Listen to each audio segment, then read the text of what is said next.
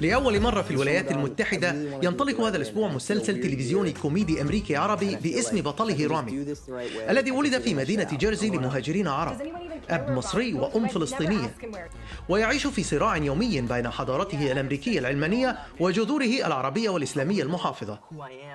المسلسل من تأليف وإنتاج وإخراج وبطولة الكوميدي الأمريكي المصري رامي يوسف، الذي استلهمه عن حياته، فهو أيضا ولد وترعرع في جيرسي. ويشاركه في البطولة ممثلين عرب من داخل وخارج الولايات المتحدة مثل عمرو واكد وهيام عباس، اللذين يجسدان دوري والديه. طبعا اقول لك قبل ما نبتدي ان العربي بتاعي مكسر، فانا نص عربي نص انجليزي، فنشوف نقدر نعمل ايه. احاول. ودي الخصه بتاعت رامي على فكره، ان نص عربي نص انجليزي. هذا هو المسلسل الاول في الولايات المتحده عن العرب او المسلمين الامريكيين. كيف حدث ذلك؟ كنت عايز اعمل برنامج عن كده، وانا شفت ان الناس في هوليوود كانوا عايزين يعملوا كده كمان، يعني شايفين ان احنا it's needed. ان ده الوقت لازم نتكلم في الحاجه دي، عشان بتهيألي تلاقي ناس في الاول بيقولوا الموضوع يعني الناس خايفين المسلمين ده. لا متى حدث هذا التغير؟ هوليوود يعني ابتدوا يشوفوا ان الافلام توري مسلمين كده violent و terrorist تعمل مشاكل، يعني فتلاقي ال hate crimes against Muslims في امريكا go up. يعني هم عارفين ان لازم يعملوا حاجه تورينا more positive وتورينا يعني human. فتلاقي المشكله ان لو كل حاجه اللي انت عارفها عن مسلمين من الاخبار يبقى خلاص these people aren't human. making shows, making movies that show us not perfect, it's not about being perfect, it's about being human. في البرنامج ده ان انا اوري مسلمين وعرب واوريهم بمشاكل، دي حاجه human، عشان انا مش هحاول اقول يعني لا احنا كلنا مفيش مشكله واحنا كلنا كويسين. لو انا حاولت اعمل كده الناس هيتفرجوا ويبقوا like suspicious هيبقوا مش هيصدقوا. بس ان احنا نعمل برنامج نوري الناس دي زي اي ناس هنا في مشاكل، يعني بس طيبين and they're trying to be good people. I fucking love Donald Trump. You know what I mean? Like as an Arab, like we love dictators, but like I love... بدأ رامي سيرته المهنية في كوميديا ستاند اب منذ بداية الألفينيات، كما مارس التمثيل وشارك في مسلسل السيد روبوت بجانب رامي مالك. Please welcome Ramy Youssef. لكن ظهوره في برنامج شبكة CBS الشهير The Late Show كان ما أثار اهتمام هوليوود به. My name is Ramy Youssef and I'm Muslim. Like like from the news. في المسلسل أنت ركزت على هويتك الإسلامية وليس العربية. لماذا؟ I love being Arab, but the reason why I put the religion in there is because everyone can relate to trying to be a good person. عشان كده كنت عايز أركز قوي عن إن هو مسلم وعايز يبقى مسلم، عشان يعني في أمريكا تقول مسلم دي حاجة وحشة. تسمع عربي كمان تسمع عربي كمان، لو حد قال الله أو الله أكبر الناس يعني خايفين. يعني كان مهم إن أنا أوري حد بيصلي يقول الله أكبر وواحد طيب. ولكن في المسلسل لم يكن هناك مسلمين من أعراق أخرى. أنا عرب، فالبرنامج بتاعي هيبقى فيه عرب يعني، وأنا يعني كمان عايز يعني إن شاء الله نقدر نعمل يعني more episodes و seasons يعني تاني ونجيب الجروبس التانية. بس في الأول كنت بس عايز أركز عن اللي أنا شفته واللي أنا عارفه. ما هي الهوية الأقوى بالنسبة لك هنا في الولايات المتحدة؟ هل هي الهوية العربية أم الهوية الإسلامية؟ الهوية الإسلامية. يعني أنا بعمل ستاند اب، بعمل كوميدي، بروح في كل حتة في أمريكا. أي حتة أروح مش عارف حد، أفتح التليفون حط جامعة إسلاميك سنتر وأدخل، يعني يبقوا أي حاجة تركيش، باكستاني، إنديان، بلاك، وتروح وتصلي معاهم وتاكل معاهم وتتكلم معاهم ويجوا الشو. فده مع أن عاداتهم تختلف عن عادات المسلمين العرب، صحيح؟ صح. ما مختلف، بس يعني لسه مسلمين. بس كمان يعني معظم يعني اصحابي اللي انا عارفهم العرب اللي انا رحت معاهم الكليه وتربيت معاهم، نصهم مسلمين نصهم مسيحيين، والمسيحيين اصحابي زي المسلمين يعني نفس الحاجه.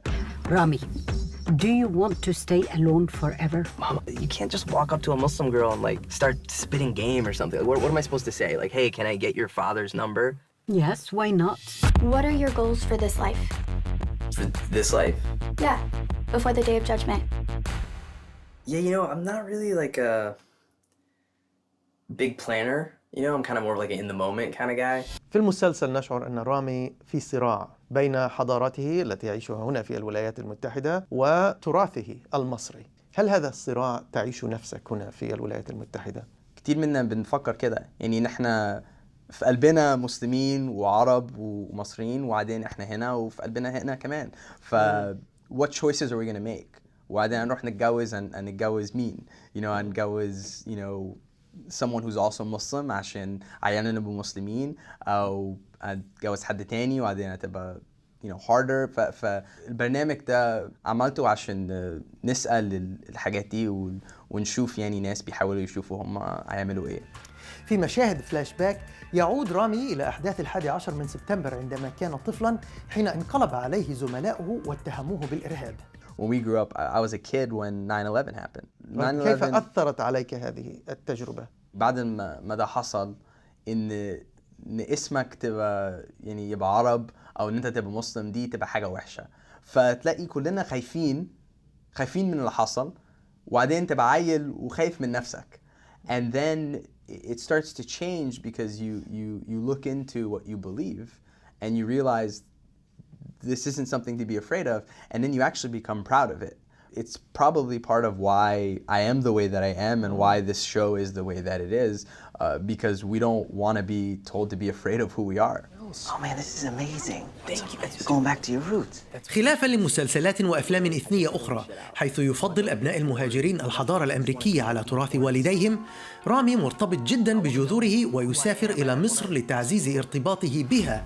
ما السبب وراء تعلقه بتراثه؟ A lot of people think, if you're going to live in America, or if you're going to be an artist in America, or if you're going to do those things, you have to completely get rid of that part of you. And that's not how I feel. أنا في قلبي مسلم وفي قلبي مصري، مولود في نيويورك، بس كمان في نصي في مصر. In my real life, I always go back because I know it's my roots, because it's my parents' roots, and my parents are important to me, so where they come from is a part of who I am too. And so I wanted to show respect for that, and I wanted to show the desire to, be connected to that instead of trying to erase it. هناك حلقتين صورتها في مصر. كيف كانت التجربة؟ هل تختلف كثيراً عن التجربة هنا في الولايات المتحدة؟ الكرو بتاعنا في نيويورك كنت بحبهم قوي، أحسن كرو، وبعدين قلت نروح مصر فهتبقى صعبة وإيه ورحنا مصر والكرو نفس الليفل. معظم الكرو بتاعنا كان مصري، جبنا معانا يمكن 2 أو 3 أمريكاني بس اللي كانوا معانا بتاع التصوير، كل حد تاني كان مصري، بس اللي جم من أمريكا كانوا استغربوا، مش فاهمين، دول بيقولوا ده ايه ده it's like really professional it's amazing، وكانوا مبسوطين قوي. Like all I'm trying to say is just submit to Islam because it's the truth, and that's the only way you'll be saved. Seriously, that's the only way. أنت تقوم بعروض كوميدية في مناطق مختلفة في العالم، صحيح؟ كيف تختلف ردود الفعل في الولايات المتحدة عن ردود الفعل في العالم العربي؟ Most people in America, when they think of a mosque, they don't even know what it looks like. If they saw one, they saw it on TV and it was in a movie about a terrorist or about whatever. And when they watch our show, they're amazed at everything that goes on in there, how beautiful it is. They're amazed at how funny the stories are. And I've been surprised because there were things in the show that I thought only Arab and Muslim would understand. And then people who aren't watch it and they'll be like, oh man, I love that scene. Like I had a friend call me and بيقول لي ده الحتة وهم بيتفرجوا على البرنامج في رمضان كنت بضحك قوي. وده واحد مش عارف عن رمضان ومش عارف عن برنامج رمضان كان بيحب الحتة دي في البرنامج so it's really surprised me. أنت تأمل بأن هذا المسلسل أو الكوميديا العربية الإسلامية هنا في الولايات المتحدة سوف تغير نظرة الجمهور الأمريكي تجاه العرب والمسلمين. إن شاء الله. I hope. I'm hopeful that if people watch it, they will at least learn a little something different and realize that we're human and be able to laugh with us. مسلسل رامي نال مدح النقاد في الولايات المتحدة، مما دفع شبكة HBO للتعاقد مع رامي لصنع برنامج كوميدي جديد سيبدأ تصويره قريبا في نيويورك. حسام عاصي، BBC.